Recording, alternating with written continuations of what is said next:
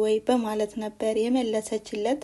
እንግዲህ ከዚህ ላይ ናኦል በጣም ትልቅ ጥፋት አጥፍቷል። አንድን ስህተት ለመሸፈን ወይም ለማጥፋት ሲባል ሌላ ስህተት መድገም በጣም ይከብዳል። በተለይ አንድም ሴት አይደለም እንግዲህ እስከ 30 ሴት ድረስ አሳልፎም እንደሚሰጥ ሲነግራትም ነበር ለሊዱ።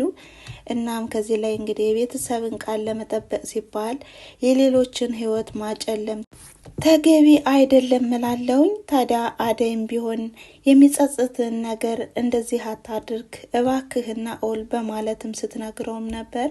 እንዲሁም አደይ ለሊዱም ሁኔታውን ፍቅርና ቤዛ ካላገዙን ከዚህ ቦታ ላይ እንዴት ልናመልጥ እንችላለን እያሉ ነበር።